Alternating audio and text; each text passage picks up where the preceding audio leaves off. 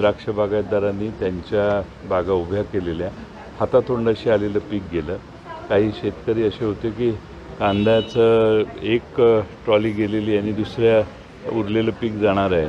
त्या ठिकाणी त्यांना मिळणारा, हातात पडणारा पैसा हा मिळणार नाही आणि काही क्षणात होत्याचं नव्हतं झालं. आणि म्हणून सरकारने या सगळ्या नाशिक जिल्ह्यातल्या प्रश्नांकडं जरा वेगळ्या नजरेनं बघितलं पाहिजे. त्यांच्या नाशिक जिल्ह्यातल्या द्राक्ष बागायतदारांचे जे नुकसान झालेलं आहे, त्यांना आपल्याला त्यांनी घेतलेल्या कर्जाच्या विषयी त्यांना कर्ज गोठवून त्यांना त्याचे पुढचे 2, 3, 4 वर्षाचे हप्ते देणं, त्याचबरोबर त्यांना पुन्हा नवीन कर्ज उपलब्ध कमी व्याजानं करून देणं, असं एक पॅकेज सरकारने केलं पाहिजे. कांदा उत्पादकांची देखील परिस्थिती काही वेगळी नाही आणि म्हणून सरकारने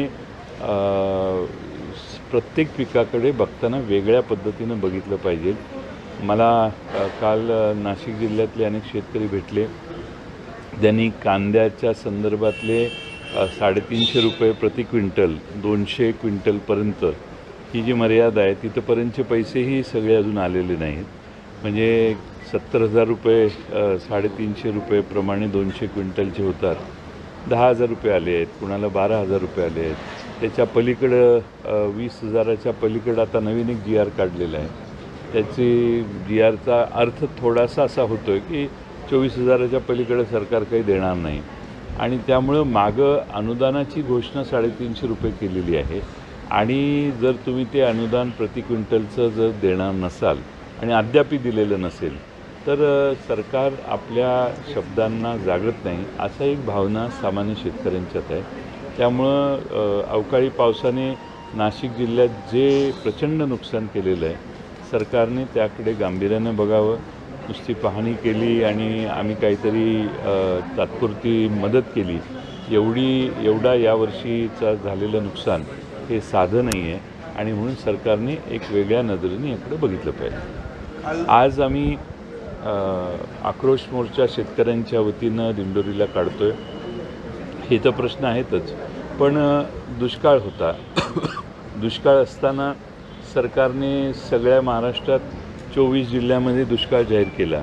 त्यातले 40 तालुक्यात दुष्काळ जाहीर केला.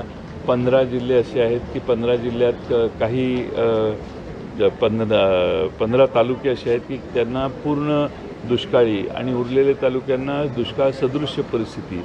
आता महाराष्ट्रात प्रचंड दुष्काळ आहे. पाण्याचं प्रचंड अतोनात पाण्याची लोकांना कसरत करावी लागते.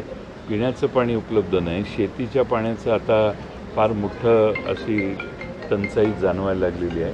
त्यामुळे आता पुढं जुलैपर्यंत कसं राहायचं ही चिंता महाराष्ट्रातल्या अनेक भागातल्या शेतकऱ्यांना, नाशिकला पण आहे.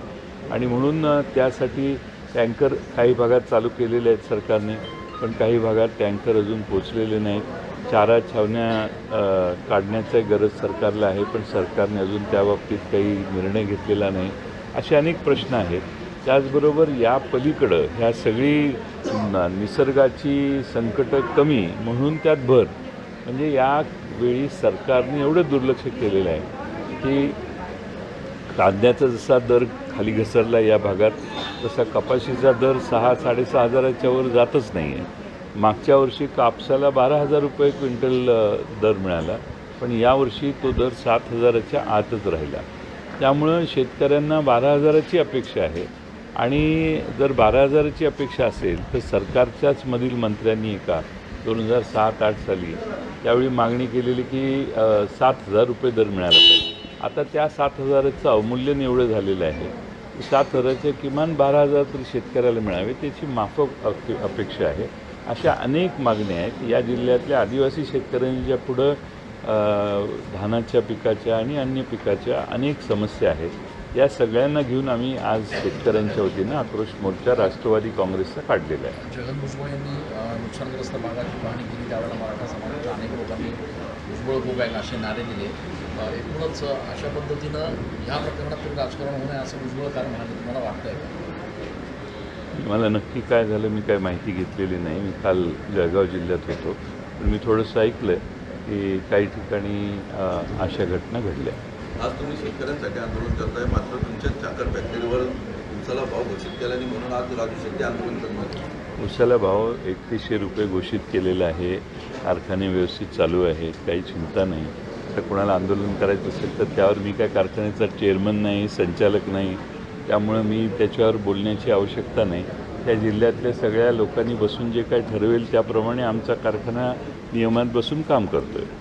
अजित कमिशनने जे प्रतीक होतं आपलं सिंहाचं ते बदलून आता तिथं धन्वंतरीचं प्रतीक लावलेलं आहे.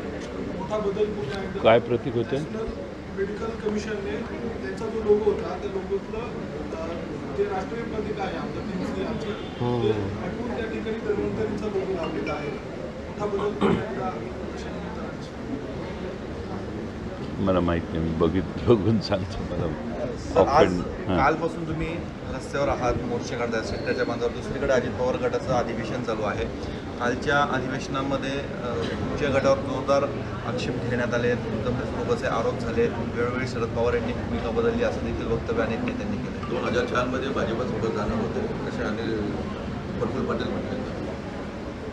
मला मी त्यावेळी लहान होतो त्यामुळं मला तपशील माहीत नाही. पण गेले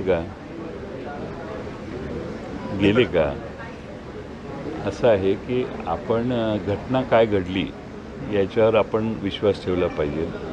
आणि जायचं असतं तर यापूर्वीच ते गेले असते. त्यामुळं गेले नाहीत ही वस्तुस्थिती आहे. त्याचं दुःख जर कोणाला असेल तर माझा नाईलाज आहे. पवारसाहेब वारंवार भूमिका बदलतात अशा स्वरूपाचं देखील असं आता बोलणार काय, शेवटी चिंतन करायचं असतं. चिंतनात काही ना काही गोष्टी बोलत असतील. मी तपशिलात ते काय बोलले मला माहीत नाही. आणि त्या बाबतीत काही मत व्यक्त करायचं असेल तर ते काय बोलले हे पूर्ण ऐकून घेऊन मी बोलेन. पवार साहेबांना संपवण्यासाठी अजितदादांना सुपारी दिली असे अनिल देशमुख म्हणाले.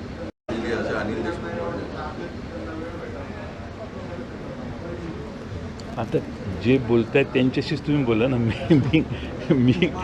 मी कसं काय त्याच्याबद्दल आता तो हां मावळमध्ये अजितदादांचे पुत्र पार्थ पवार यांच्यासाठी पुन्हा एकदा जोडाजोड त्या ठिकाणी सुरू झाली आहे. एकूणच परत पुत्राचं पुनर्वसन करण्यासाठी किंवा मागील काळामध्ये झालेला पराभव टाळण्यासाठी नाही, अशा चर्चा वेगवेगळ्या चालू असतात.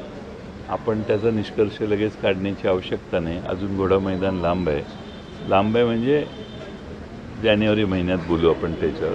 आज कोणाच्या कुठं वेगळ्या ठिकाणी नवीन चेहरे देण्याच्या चर्चा होत असतील त्यावर आज भाष्य करणं गरजेचं नाही. ॲक्च्युली काय ॲक्शन होते त्याच्यावर बोलू आपण. तयारी तर सगळेच जण करत असतात. जेलमध्ये काही मेनू वाढवण्यात आलेले आहे. आईस्क्रीम सारखे, पाणीपुरी सारखे मेनू आता वाढवलेले आहे. कैद्यांचे चोचले पुरवले जाणार आहेत.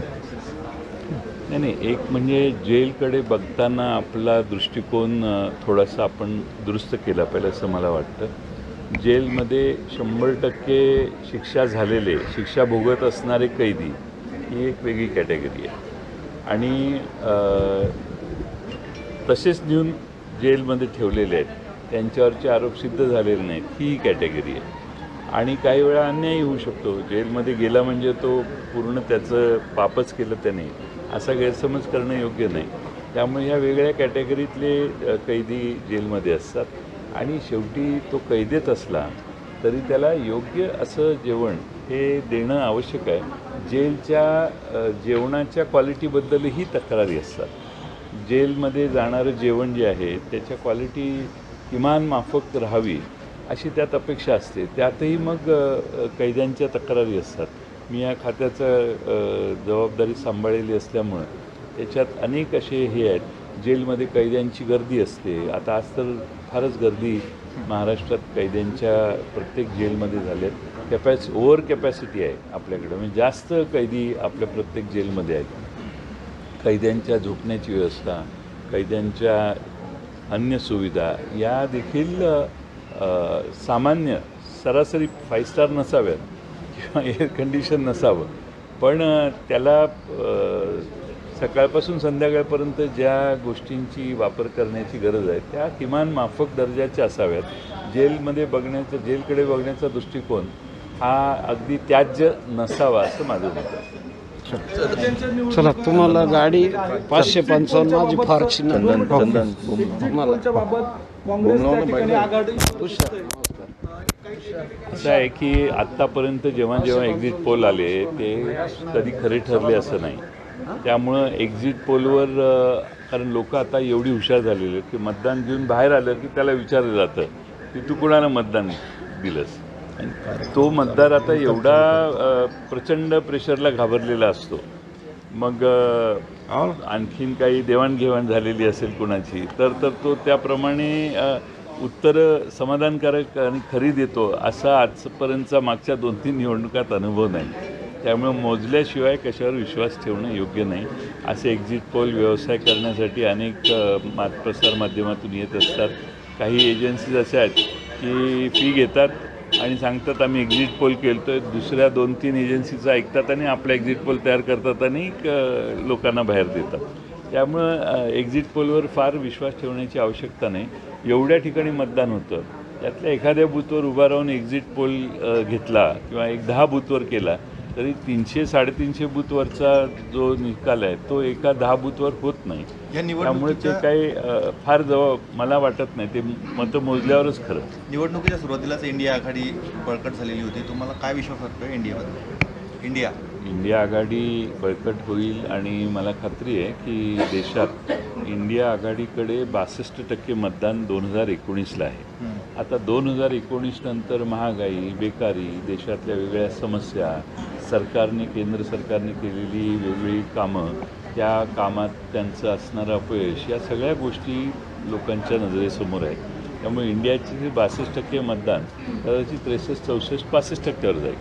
आणि मला खात्री आहे की यातले काही जण जरी बाजूला गेले तरी 55%च्या वर किंवा 52%च्या वर जरी इंडियाची आघाडी एकत्रित राहिली तरी निकाल वेगळा लागू शकतो. ह्या निवडणुकांमध्ये काही यश दिसेल? या निवडणुकातही यश चांगलं येईल असं मला वाटतं. एकंदर जे आपण ऐकतोय त्या ठिकाणी विशेषतः सत्तेत असणारे मध्य प्रदेश सरकार जाईल असं म्हणतात. राजस्थानचं सरकार टिकेल असं म्हणतात. आता प्रत्येकजण सोयीप्रमाणे बोलत असतो. आमचा त्या 4-5 राज्यात काही रोल नाही आहे. त्यामुळं निकाल ऐकला की आपण विश्वास ठेवणं थँक्यू. बरं गाडी 555 फॉर्च्युनर माझी आहे ना पुढे.